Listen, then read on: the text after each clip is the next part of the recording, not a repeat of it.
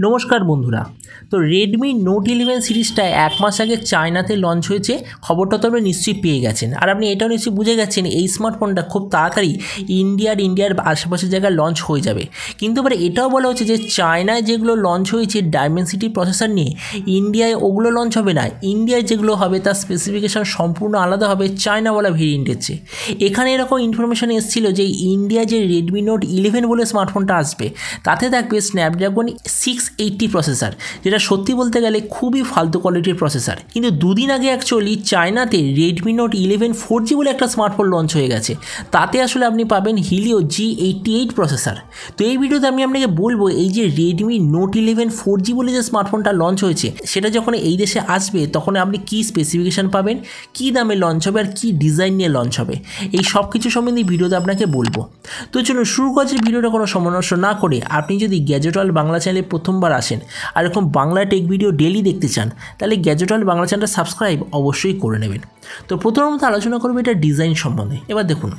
recently যে Redmi 10 prime বলে যে স্মার্টফোনটা লঞ্চ হয়েছে তাতে আপনি এক্স্যাক্টলি যেমন ডিজাইন দেখতে পেয়েছিলেন পুরো তেমন ডিজাইন নেই এই রেডমি নোট 11 4G বলে স্মার্টফোনটা লঞ্চ হয়েছে এই স্মার্টফোনটার থিকনেস হলো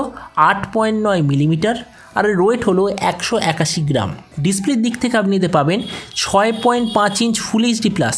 90 হার্জ আইপিএস এলসিডি ডিসপ্লে এতে আপনি পাবেন প্রায় 90% আশেপাশে স্ক্রিন টু বডি রেশিও আর এই স্ক্রিনের ম্যাক্সিমাম ব্রাইটনেসটা হবে 500 নিটস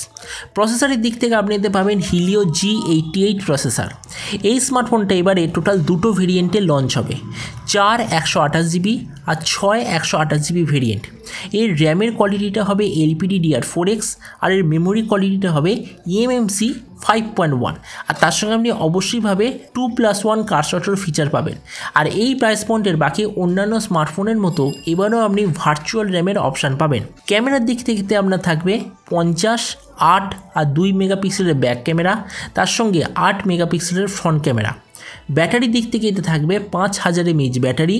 তার সঙ্গে 18 ওয়াটের চার্জার আর যে কানেক্টিভিটি সেটা হবে USB টাইপ সি স্পিকারের দিক থেকে এতে আপনি অবশ্যইভাবে ডুয়াল স্টেরিও স্পিকার দেখতে পাবেন এবার এই স্মার্টফোনের বাকি কিছু ফিচার হলো যে এতে আপনি সাইড মাউন্টেড ফিঙ্গারপ্রিন্ট সেন্সর পাবেন 3.5mm জ্যাক হবে আর বলা হচ্ছে যখন এটা লঞ্চ হবে এটা অ্যান্ড্রয়েড 11 দিয়েই লঞ্চ হবে তো এবার সবচেয়ে মেন জিনিস এই যে স্মার্টফোনটা কবে লঞ্চ হতে পারে আর কি দামে লঞ্চ হবে প্রথমে আমরা লঞ্চ ডেটটা বলে দিই এখনও পর্যন্ত যেরকম ইনফরমেশন আছে এই যে রেডমি নোট 11 বলে যে সিরিজটা এটা আসলে ইন্ডিয়াতে লঞ্চ হবে প্রায় ফেব্রুয়ারি মাসের আশেপাশে আর ওই একই সময় ওটা বাংলাদেশ পাকিস্তান এইসব জায়গায় একই সঙ্গে লঞ্চ হয়ে যাবে তো এটার প্রাইস এবার দেখুন এই যে রেডমি নোট 11 4G বলে যে স্মার্টফোনটা চায়নাতে লঞ্চ হয়েছে চায়নায় এটার দাম হলো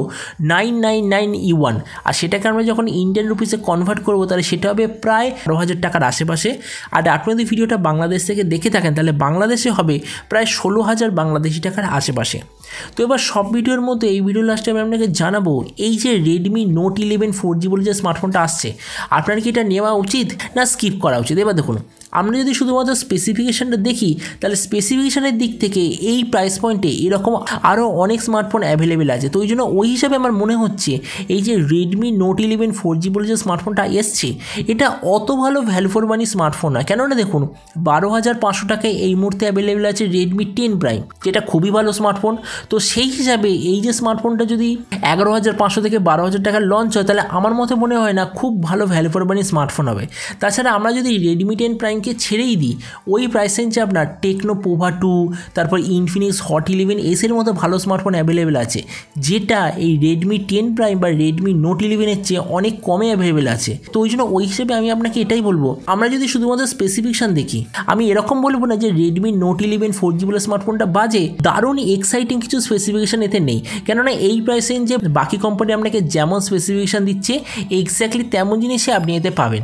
মানে আমি এটাই বলতে চাইছি যে এটাকে কেনার মতো কোনো এক্সট্রা স্পেসিফিকেশান এতে অ্যাভেলেবেল নেই তো এবার আপনি যে কমেন্ট আমাকে অবশ্যই জানাবেন এই যে রেডমি নোট 11 4G বলে যে স্মার্টফোনটা আসতে চলেছে